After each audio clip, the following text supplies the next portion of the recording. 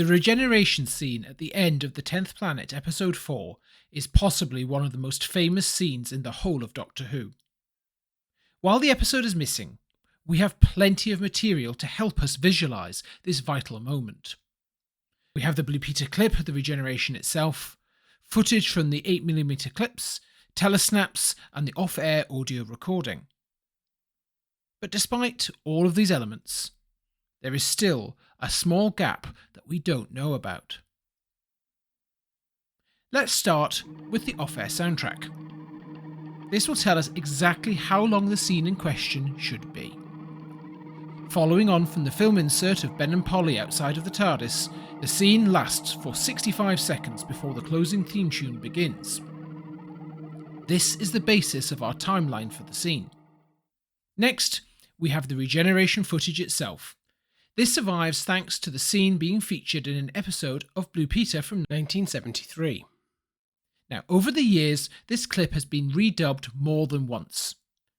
Versions seen on the Lost in Time DVD and the official Telesnap reconstruction all play the soundtrack at different points.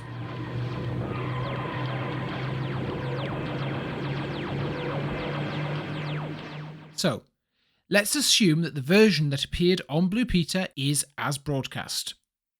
And as we sync the clip to the sound, we can see exactly where it should go.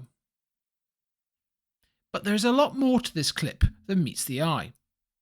Let's take a quick look at how the clip was introduced.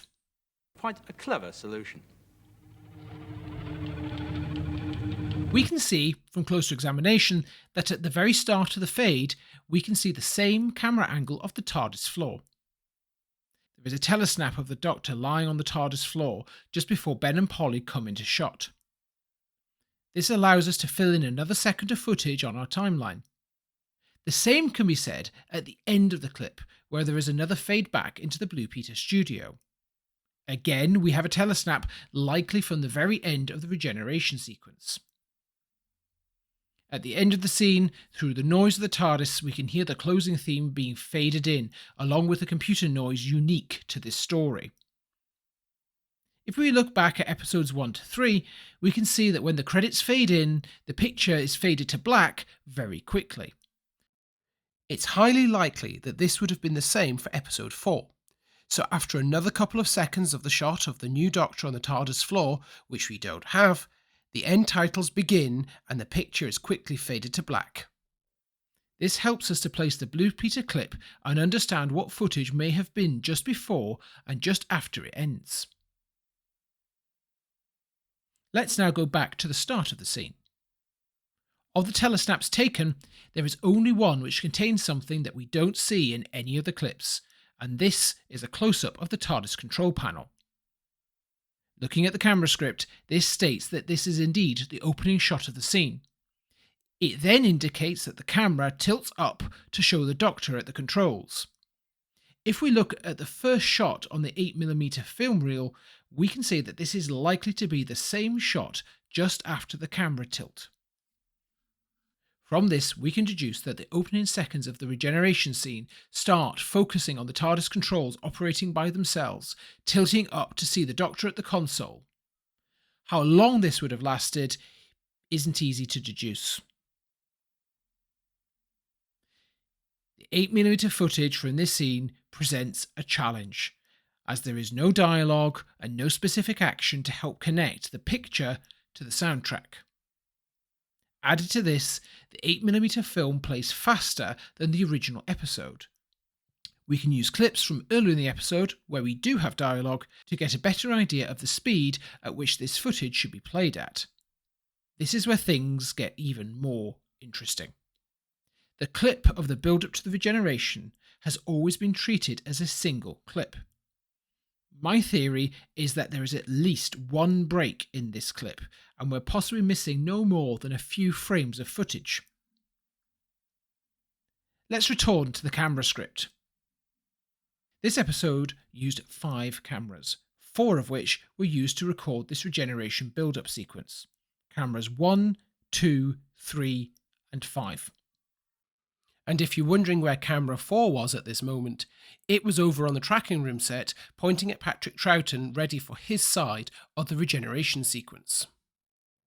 The camera script indicates the pattern for cutting between the 4 cameras.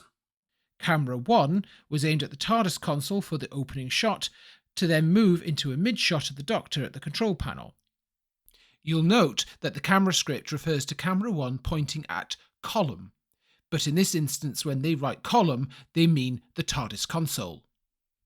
Camera 2 was aimed at the control panel itself for big close-ups of the Doctor's hands. Camera 3 was aimed to get a big close-up of the Doctor's face, while camera 5 was getting another big close-up of the Doctor from the side, which leaves this shot of the Doctor as something of an anomaly. It comes after a shot on camera 3, and none of the other cameras are lined up to capture this angle. My theory is there is a small fragment of footage missing at this point between these two images, probably no more than a few frames of the Doctor turning. Jumps in the 8mm footage can be seen elsewhere on the reel, one of the best known coming from episode 1 of The Power of the Daleks. If we assume there are a couple of seconds at the start of the scene to show the TARDIS console and a tiny gap in the 8mm footage where the Doctor turns, we can again build up our timeline. This is all well and good based on what we can see, hear and read. But looking at our timeline, we have something of a hole in the middle. Between the end of the 8mm clip showing the close-up of the TARDIS console and the telesnap of the Doctor on the TARDIS floor, we don't really know what was shown on screen. The camera script might point us in the right direction, but that presents its own issues. The script has more dialogue than we get in the final episode. The Doctor battles against what's happening to him, and later when Ben and Polly enter, they react to their surroundings. Also, while the camera shots in the first half of the scene match with the script, some of the stage directions do not. We cannot see Ben and Polly enter through the doors in the background, nor is the Doctor's head covered by his cloak when he's on the ground. The opening quick cutting of shots does align with what was planned in the camera script, but the shots of the TARDIS console are harder to pin down.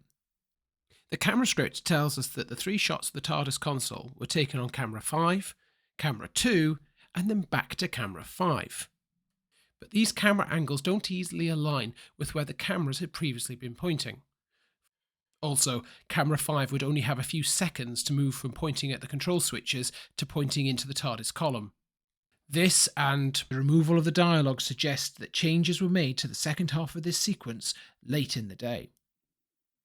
So what do we know about this section?